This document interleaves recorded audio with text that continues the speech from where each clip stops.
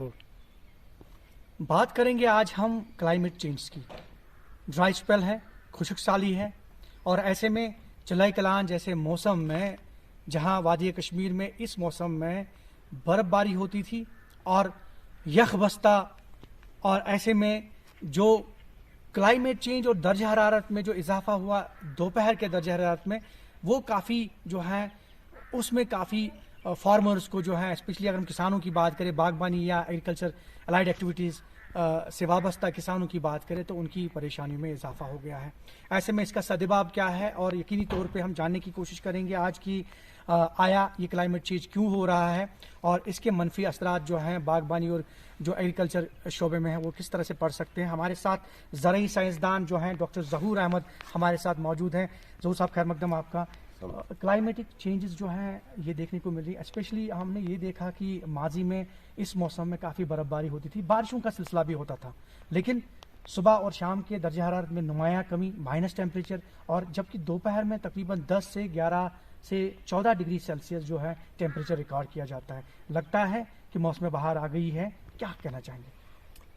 देखिए, पहले तो हमने इसके रूट काज को देखना पड़ेगा कि ये जो ग्लोबल वार्मिंग हुई, ये जो क्लाइमेट चेंज हो रहा है, ये किस वजह से हुआ। अभी मैं आपको एक फिगर बताता हूँ कि पहले तो मैं आपको बताता हूँ कि कौन कौन सी गैसेस है जिनसे जो ये हीट एनर्जी है जो ट्रैप रहती है हमारे प्लानिट पर। मेजर जो उसमें दो चार है, एक तो oxides of nitrogen, carbon dioxide है, मीथेन गैस है। ये तीन गैसेस हैं जो कि जब ज़्यादा बढ़ जाए हमारे इन्वायरमेंट में, हमारे एटमॉस्फेयर में, तो ये हीट रेडिएशन को ट्रैप करता है। और एक फिगर मैं आपको बताता हूँ कि जो कार्बन डाइऑक्साइड अभी जो एमिट होता है, टोटल जितनी भी एक्टिविटीज़ दुनिया में होती है, वो तकरीबन 36.8 गीगाटन होता है। और अगर मैं देखूंगा 36.8 गीगाटन्स में कितना वापस यूटिलाइज होता है carbon dioxide in food production and other activities, तो 18.6 गीगाटन्स के करीब वो ट्रैप होता है वापस। तो कितना कार्बन डाइऑक्साइड आपका पर ईयर जो है वो ऐड होता है आपके एटमॉस्फेयर में, तकरीबन 18 गीगाटन्स। तो अगर आप मल्टीप्लाई करोगे कि कितने सालों से जो हम इंडस्ट्रियल रेवोल्यूशन आया तब से तकरीबन थोड़ी कम या ज्यादा, मतलब एक्टिविटी यही है। तो ये चीजें ग्लोबल वार्मिंग तो होगी। हमने क्या करना है, एक चीज से कि हवा जो है आलूदा हो रही है दिन ब दिन। बिल्कुल हो रही है। जैसे एक्टिविटीज है हमारी, ये मैंने आपको टोटल एक्टिविटीज, ह्यूमन एक्टिविटीज का बताया था कि टोटल 36.8 गीगाटन्स होता है। इसमें सारी एक्टिविटीज है, इसमें आपकी इंडस्ट्रीज भी है, इसका आपका ये ऑटोमोबाइल सेक्टर भी है, इसमें आपका एग्रीकल्चर सेक्टर मेजर है, एग्रीकल्चर सेक्टर भी करता है, चाहे हॉर्टिकल्चर हो एग्रीकल्चर हो, वाया फर्टिलाइजर एक्स्ट्रा केमिकल्स। एक तो फर्टिलाइजर होता है, जो दूसरा आप देखोगे पैडीलैंड्स में मीथेन गैस काफी आती है। आपका जो ये कैचल वगैरह है वहां से भी मीथेन गैस काफी आ जाता है। तो ये सारी चीजें हैं। अब करना क्या है हमने कि एक्सेस यूटिलाइज आप देखोगे, टिलिंग तो अभी हम अगर साल में एक बार करते हैं, अभी हम 5-10 बार करते हैं साल में टिलिंग। फर्टिलाइजर तो डालते रहते हैं, वहाँ से भी ये नाइट्रोजन, नाइट्रस ऑक्साइड्स वगैरह वो एमिट होती रहती है। अब इसका सोल्यूशन क्या है, क्या करना है? देखिए, एक चीज़ तो है, अभी आप देखोगे कि बहुत सारी क्रॉप्स है हमारी जिनके लिए चिलिंग रिक्वायरमेंट्स की ज़रूरत होती है, वो एक ऑप्टिमम है। वरना लाइक हॉर्टिकल्चर सेक्टर में, हॉर्टिकल्चर सेक्टर में भी और एग्रीकल्चर सेक्टर में भी। अभी कुछ दिनों पहले एक ग्रोवर आया था मेरे पास, तो उसने वो लाया था मस्टर्ड के प्लांट्स, वो बोल्ट हुए थे जी, यानी उसमें फ्लावरिंग सरसों तो उसमें फ्लावरिंग हुई थी। वो बेचारा डर गया था कि शायद ये बीज खराब है। मैंने कहा नहीं, ये बीज खराब नहीं है, ये क्लाइमेट चेंज है। जब टेम्परेचर इंक्रीज होगा तो ऑब्वियसली ब्लूमिंग हो जाएगी। ब्रासिका स्पीशीज होते हैं उनमें बोल्टिंग होती है। मैंने कहा आप घबराइए मत, कितना हुआ, एक पैच हुआ था उसका, हाँ ये प्रॉब्लम है, ये प्रॉब्लम तो हो जाएगी इससे। अभी शॉर्टकट जो भी हम ढूंढ रहे हैं ना, शॉर्टकट टर्म्स, तो फिलहाल डॉक्टर साहब ये बताइए कि फिलहाल इमीडिएट सोल्यूशन क्या है, स्पेशली अगर हम ग्लोबल वार्मिंग की बात करें, जो राइजिंग टेम्परेचर, स्पेशली वक्त पे बर्फ़ का ना होना, बारिशों का ना होना, ड्राई स्पेल, तो फिलहाल फार्मर्स जो हैं वो काफ़ी परेशान हैं, उनको ज़्यादा परेशानियां हाइट हो रही हैं। तो ऐसे में उनके लिए क्या मैसेज है, क्या एडवाइस? देखिए, अभी आप जो शॉर्टकट्स हम हमेशा अपनाते हैं और लोगों को अच्छा भी लगता है, मैं कहूँगा कि आप ये कीजिए, आप मल्चिंग कीजिए, आप मल्चिंग जैसे कवर करते हो आप लैंड को, आप मॉइस्चर कंजर्व करिए, लेकिन वो चिलिंग रिक्वायरमेंट आप एक एप्पल के लिए लाएंगे कहाँ से? बिल्कुल। या तो आपको कंट्रोल्ड एनवायरनमेंट में चला जाना चाहिए कि वहां पे आप फिर तो वो ज्यादा एक्सपेंसिव भी हो जाएगा। एक्सपेंसिव भी हो जाएगा। हमने क्या देखना कि एक साल तो छोड़िए आप, हमने लॉन्ग टर्म सोल्यूशन देखना है इसका कि हम क्या चीजें करते हैं जिनसे ये चीजें हो रही हैं।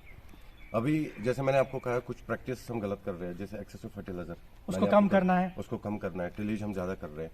इसको हम कहते हैं कि आप लिटरेचर उठा के देखिए कि बायोलॉजिकली एनहेंस्ड एग्रीकल्चर जिसे हम कहते हैं उसको अपनाना है।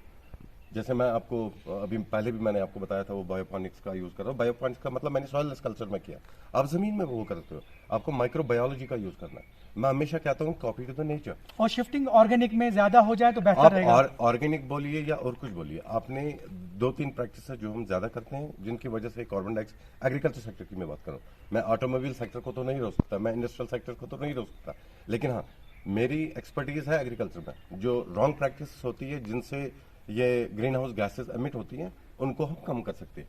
जैसे मैंने कहा कि आप बायोलॉजी का यूज करो, फर्टिलाइजर्स को छोड़ के बायोलॉजी का यूज करोगे, आप फंगस का यूज करोगे, बैक्टीरिया का यूज करोगे, उससे क्या होगा, वो कार्बन डाइऑक्साइड ट्रैप करेंगे। एक एस्टिमेट बना हुआ है कि मैं तकरीबन 36 to 38 gigaton per year offset कर सकता हूं कार्बन डाइऑक्साइड को, अगर मैं सिर्फ स्विच करूं from fertilizers to biologically enhanced agriculture में।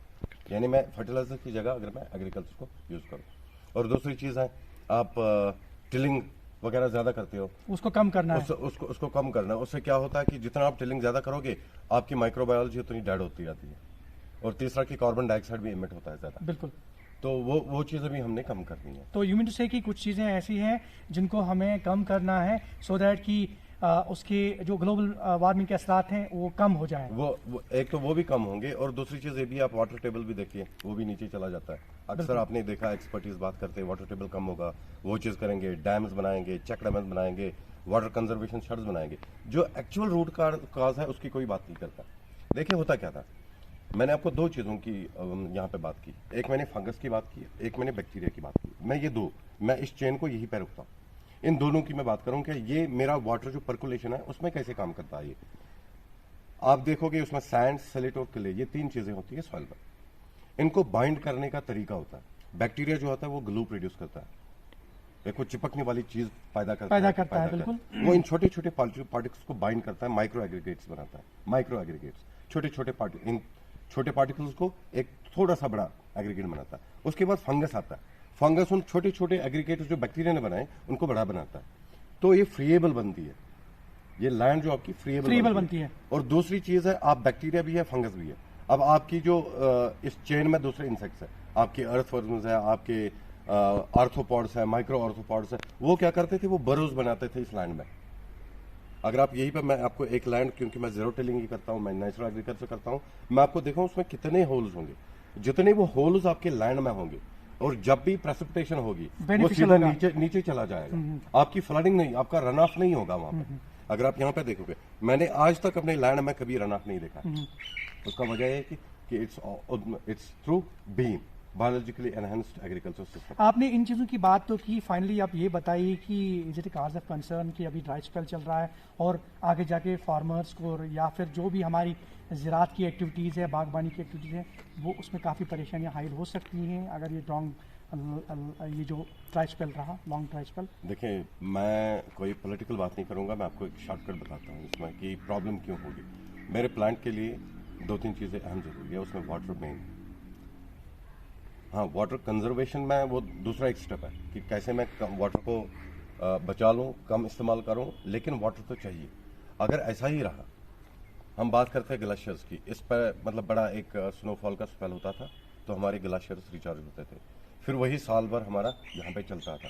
जितने भी स्ट्रीम्स हमारे रिवर्स है वो उन्हीं ग्लेशियर्स पे चलता है। हमारा मेन ओरिजिन कहाँ से आता है, वो वही ग्लेशियर्स है हमारे। जब वो बंद हो गया अभी, तो ग्लेशियर जो पहले वाले थे वही पिघल रहे, नए रिचार्ज तो हुए नहीं। तो अभी आप देखिए हमारे विश्व में लेवल कितनी कम है। हमारी एक कवल है दूसरी, इसमें देखिए जालिम में भी आज सुबह ये आज है। आज के जब मेरा अप्रैल आएगा, जब मेरा सीजन पीक पे होगा, खरीफ का सीजन, जब मुझे पैडी लगानी होगी, तो तब मैं वो पानी कहाँ से लाऊंगा। तो बहुत सारा सेक्टर तो हिट होगा। यही चीज है आपके हॉर्टिकल्चर में। तो चिलिंग रिक्वायरमेंट जो थी अभी, जिसको हम चिलिंग रिक्वायरमेंट कहते हैं उसकी, वो मतलब फ्लावर बर्ड्स बनने के लिए, जी वो कहाँ से लाएंगे आप? जी। तो at final what's your advice, क्या ये चिंता करने का विषय है या फिर आप ये समझते हैं कि कुछ अहम तदाबीर उठानी चाहिए फार्मर्स को, सो दैट कि आगे जाके उनको परेशानी ना हो? देखिए, चिंता करने से तो कोई सोल्यूशन नहीं मिलेगा। हमने फिक्र रखनी है, हमने ये देखना है कि कहाँ कहाँ पे हम गलत जा रहे हैं, उन चीज़ों को रेक्टिफाई करना है, उनको रेक्टिफाई करना है। जो रॉन्ग प्रैक्टिस हम कर रहे हैं, अभी भी सवेरा है, मैं ये कह रहा हूँ कि हमें तो शिफ्ट करना पड़ेगा, वरना वो दिन दूर नहीं कि मैं जहाँ देख रहा हूँ ना, आप हिस्ट्री में आपको सीखने की ज़रूरत है कि आप देखो कि मैंने एक बार कहीं पढ़ा था कि जो गल्फ आप देख रहे हो ना अभी, वो सैंड और इतना टेम्परेचर, वो भी कभी शादबाद हुआ करता था ऐसे ही जैसे हम हैं, लेकिन कहीं ना कहीं तो कुछ ना कुछ तो गलत हो रहा है। तो वो चीज़ें जो मैंने अभी रोकने की ज़रूरत है, वो रोकने की ज़रूरत है। और बिल्कुल ये थे डॉक्टर ज़हूर अहमद ऋषि, हमारे ज़राई साइंसदान, और हम आपको बताएं कि इन्होंने वाज़ह तौर पे कहा, कई बातों का जिक्र किया, तज़किरा इस बात का किया कि ग्लोबल वार्मिंग के असरात फार्मर्स को क्या करना चाहिए, आने वाले वक्त में हमें फ़िक्र रखनी चाहिए, और कुछ ऐसी चीज़ें जिनको हमें कम करने की ज़रूरत है, स्पेशली इन्होंने केमिकल्स फर्टिलाइज़र्स की बात करी, ऑर्गेनिक फार्मिंग की उन्होंने बात करी, उस पर शिफ्ट होना है, और साथ में इन्होंने कहा कि फ़िक्र, लाजमी तौर पे फ़िक्र ज़रूरी है, और उसके साथ साथ दुआ, और अल्लाह से दुआ करेंगे कि आने वाले वक्त में बारिशें हों, बर्फ़बारी हो, और ये वादी कश्मीर फिर से सरज़ब शादाब हो, और यहाँ के नदी नालों में वैसा ही पानी, वैसा ही बहाव देखने को मिले जो माजी में देखने को मिला। ज़हूर रिजवी, न्यूज़ 18 नेटवर्क, कुलगाम।